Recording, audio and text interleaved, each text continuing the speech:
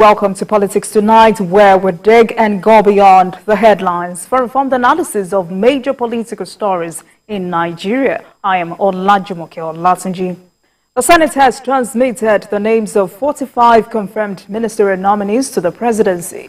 The senior special assistant to the president on National Assembly matters for Senate, Senator Abdullahi Gume, confirms the development.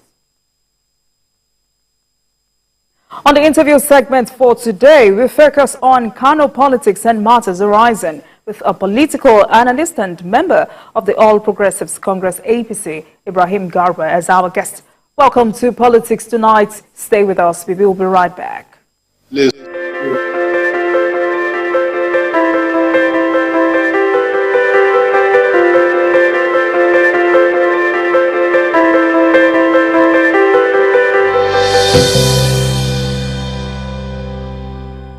Welcome back. You're still watching Politics Tonight, digging beyond the headlines. And now to our interview with the guest of the day. I am joined by a political analyst and member of the All Progressives Congress APC, Ibrahim Garba, for discussion on Kano politics and matters arising. Thank you so much for joining us tonight, sir.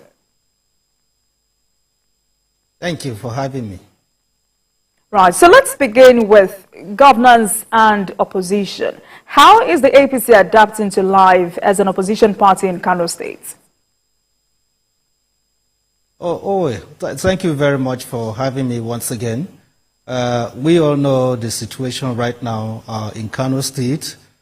APC losing the elections, the last elections to the NNPP, which is led by His Excellency, the former governor of Kano State, Dr. Rabiu, or rather Engineer Rabiu Musa Kwankwaso. A lot of things played out during the elections, the build-up to the elections, and it is not surprising that the APC, losing out at that particular point in time. And as you know, during elections like this, people always go back to the drawing board to find out what transpired, what happened in the build-up to the elections. I can tell you categorically, well, the case is at the Election Petition Tribunal. We are still following up on these issues that came up during the elections and after the elections, and we are taking notes. I'm not speaking on behalf of myself. I'm speaking on behalf of my principal and major stakeholders of the party in Kano State. But I can assure you that it won't be long. The party will reposition itself because so many things were predicted before the elections. The opposition came out with the word that, yes, they have one or two things to do. They begin by pulling down infrastructures, which to me is a way of demarketing Kano. Because at the moment, you can see worldwide, everybody is talking about foreign direct investment. And Kano being the center of commerce has been built in such a way that a lot of people want to set up businesses, investors are coming in. We know there are lots of opportunities in Kano, especially in terms of human capital development.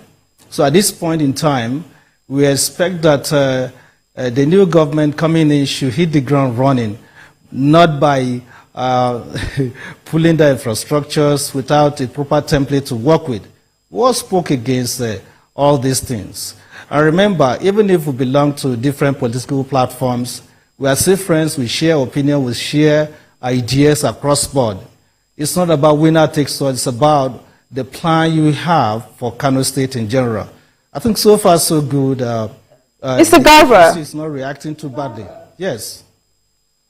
I mean, my question is, how is the APC adapting to life as an opposition party in Kano State? You know, I ask this question because this is a position APC has never experienced before now. So how does the party intend to play the role of a strong opposition party in the state?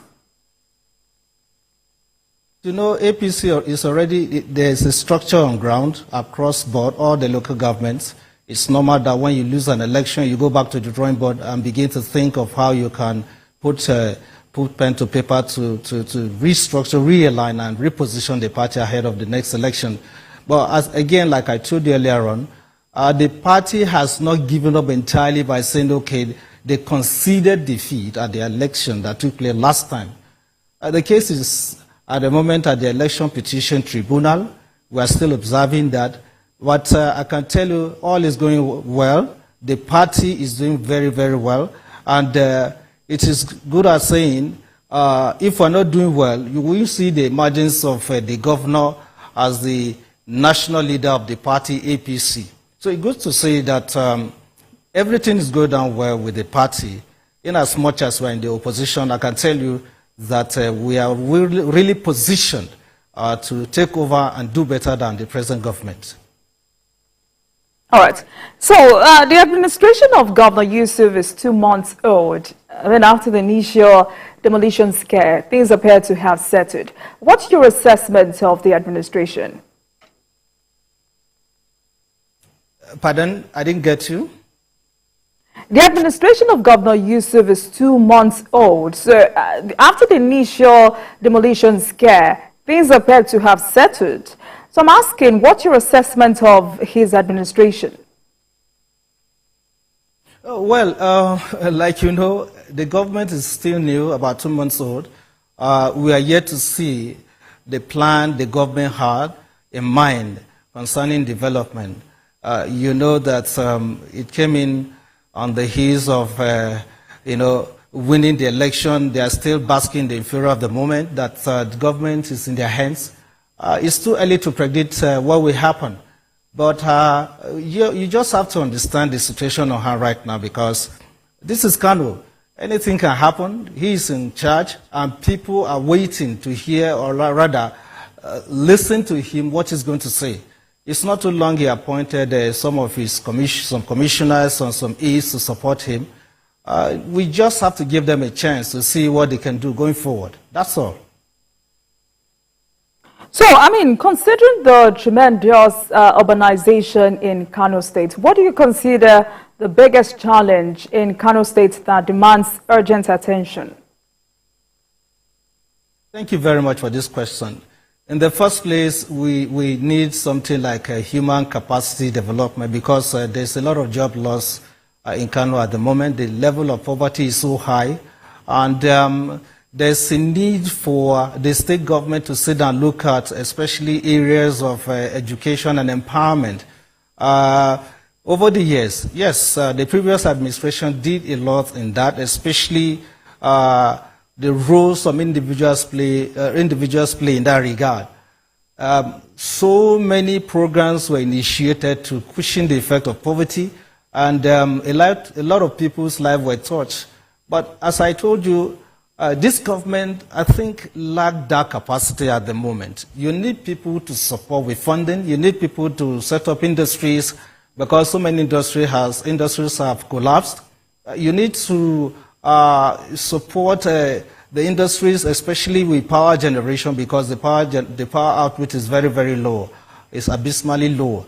And at the same time, some of the schools need support. It's really, really tough for the government. But I believe since they are in charge, they are in better position to, tell Kano what they have to offer to them. So despite losing the states to the NNPP, Kano still got 2 ministerial slots. How significant is this for APC in the state? I thank you very much for that question. The last election produced, like I say, Kano State is the most keenly contested election across the nation, because if you look at Kano South, Kano Central, and Kano North, where we see upsets, it's really, really tough. And all these things happen in the build-up to the election. I'll give you an example. Kano North, for instance, that produces the present deputy Senate president, he came up against Titans, and it was a massive scare for him to have won that election. It's really a surprise to a lot of people, because it was really a tough one for him, coming against the likes of Bafa, Bichi, Kwankwaso, and the rest. I think I congratulated him I will congratulate him for winning the election. And I'm talking about Kano Central, which my principal contested and participated in the election. We saw what happened. We saw that most of the actors, state actors and non-state actors, played a critical role in that regard. And in as much, even if we lost our election, I still see a light at the end of the tunnel because, like I said earlier on, the case is at the Election Petition Tribunal. So APC was able to manage just one out of the 3 senatorial zones, that is the Kano North. We lost Kano South to Kao Sumela. He prepared very, very well for it. That was predictable enough because he has a lot of support at the grassroots. But Kano Central was where it was dicey. And you all know that the NNPP hadn't any candidate fielded for that election. So it was really an upset. And we are still contesting the case at the Election Petition Tribunal. All right, so let's quickly talk about some of the recent developments in the politics of that state. The immediate past governor of the state, Abdullahi Ganduje, has emerged as the APC national chairman. What does this mean for the party at the state and national levels? Well, thank you very much for this question. It goes on to show you that this man has built capacities over the years. He has been shoved here, right, left, and center. He has been called names. Some of his friends betrayed him, but he remained resolute about his ambition to become somebody in life. Initially, I think across the nation, this is somebody that went around the nation with Mr. President Bola Ahmed Tinubu in all his campaigns, sacrificing his home state, Kano State, to ensure that President Bola Ahmed Tinubu succeed at the post. That he did. He succeeded quite well. And the only way you can pay him is not just a ministerial slot. When this issue came about, I felt Ganduje deserved something better than a minister because among all those that play critical roles during the election, Ganduje to me topped the list. So it's not a surprise that he emerged today as the APC national chairman. And it's an advantage for Kano State because now that he has that power in his hands, he now takes charge as the leader of the party in the state, leader of the party at the national level. And you know what it means to be a leader at that level. And we are quite happy and we congratulated him on that effort. And we see Ganduje repositioning the party because during the last election, APC suffered a lot. And with his wealth of experience, I see surprises ahead of the next election in 2027. APC will win majority of the states again. So, Mr. Garba, I mean, with 2 ministers and the national chairman, do you see APC retaking the states back from the NNPP? Well, thank you. We have 2 ministers from Kano State, and when the issue came up for mention the other time, remember, a female candidate that was nominated was withdrawn for several reasons. And we have Dr. Maria Bonkure now. We also have Warzo. These are key players in the APC. Well, fine. But we still need to look at some individuals who have done so much for the party because you need to look at people with capacity. I will make mention of especially someone who came into the party right from the scratch in the build up to the election. Talking about Abdusalam Abdulkarim Zora. Yes, before coming to join the party, he single-handedly funded the GPN. And we all see how he came in and changed the narratives in Kano politics. It has never been like that. And coming to the APC at the time we came in, is as good as not too strong. So coming in with somebody like Ezora, he really helped in shaping up and supporting the party from all corners. Let me give you an example. For a long time, when we talk of party politics in Kano, people hardly come out to spend big to support or rather canvass for votes. And coming to the party, Ezora, he did so much for the party, and I can tell you that that resonates very well with the Kano people. He was able to provide scholarship for a lot of students across board. He built up many institutions.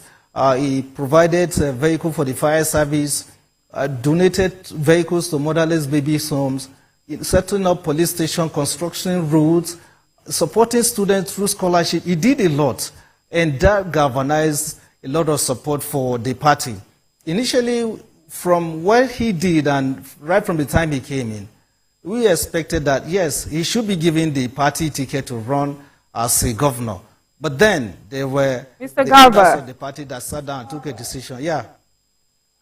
my question is, do you see APC retaking the state back from the NNPP?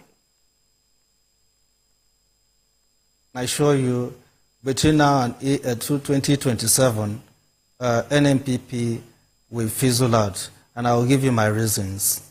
You know, this man came in on the wrong foot, and go find out in Kano today, his PR has collapsed. When you come into a government, when you come into power, and the first thing to do is by, you know, pulling down infrastructure, you know, carrying out vendetta, you know, bringing out, instead of focusing on good governance, that alone affected the morale of the people. And I can tell you, if you go around Kano today, a lot of people are so demoralized. Even some of the supporters in NNPP, they begin to feel very disappointed because this is not what they expected to see from someone they so adore, someone they so campaign for. It doesn't tell well for the party. And almost 70% of his followers had deserted him because we warned him. Some of us who are his friends, we warned him of the consequences of his action. They just come in and start pulling down structures. These are things that that follow due process. So I think from what has happened so far when he came into, right from the time he came into the office, I don't think the NNPP stand a chance of winning in 2027. That I will tell you for free. All right. So one profound statement made by Ganduje over the weekend is that Kwankwaso is welcomed to rejoin APC. Do you think this can happen anytime?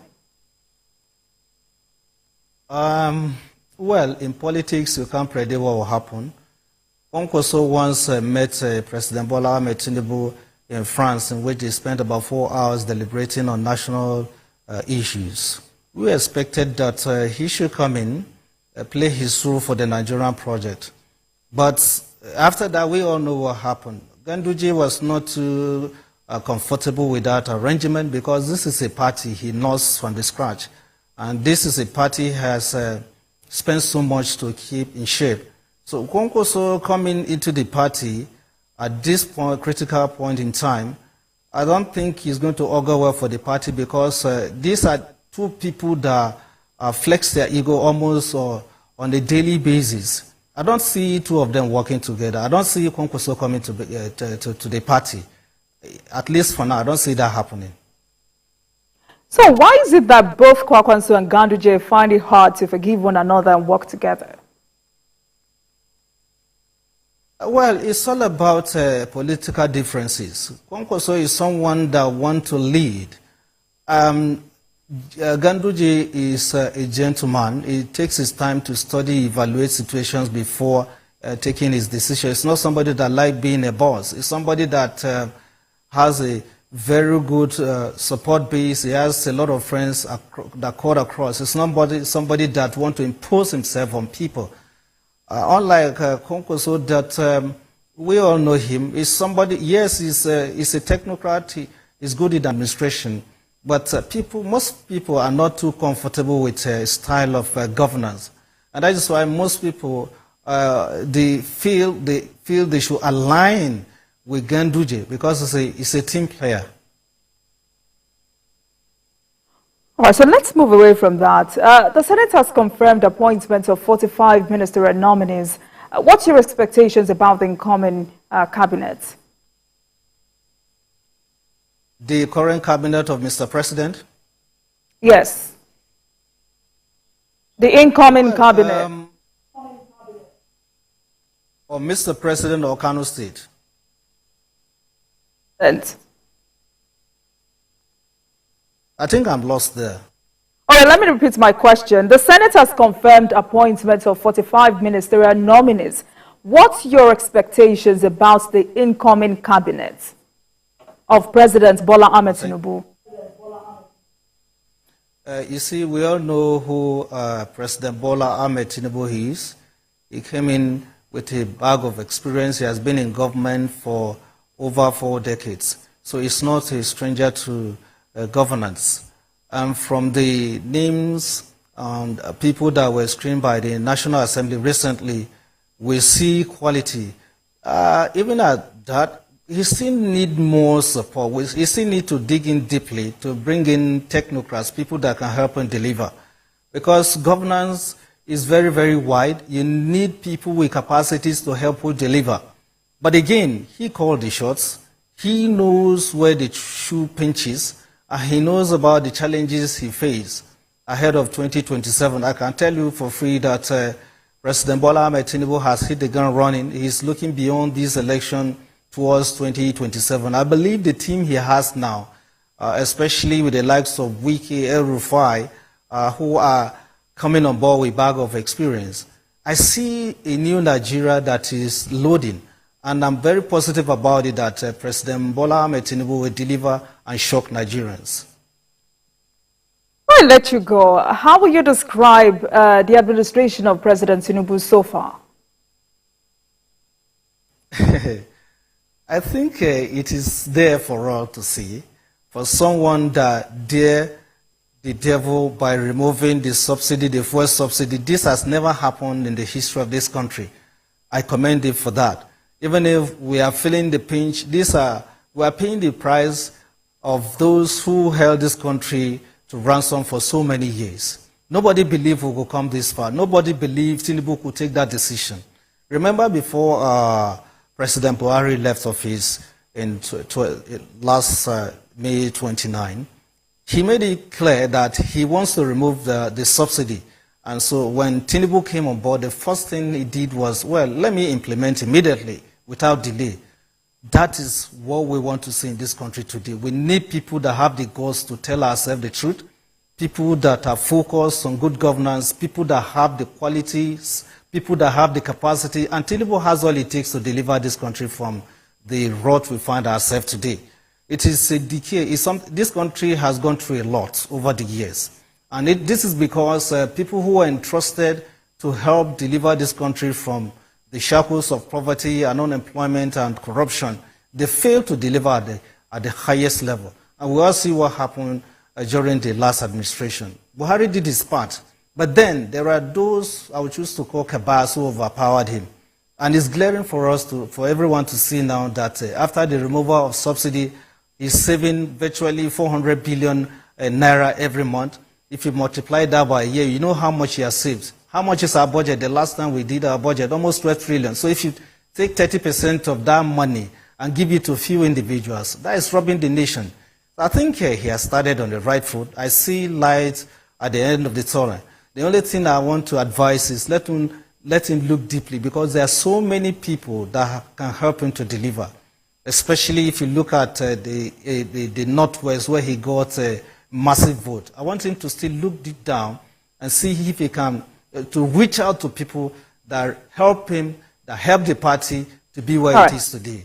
Thank you so much, Mr. Ibrahim Garba, political analyst and member of the All Progressives Congress. Thank you so much for your perspective on the show tonight, especially on Kano politics. Thank you so much, sir.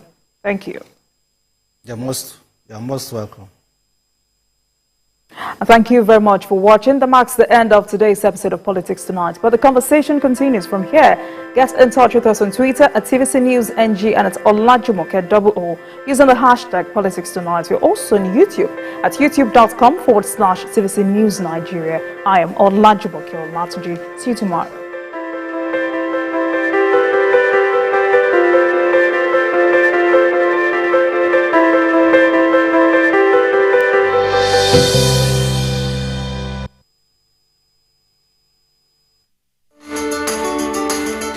There is always more to a story than the screaming headline. The part of a story that is not told casts a shadow. It's like the part of an object that is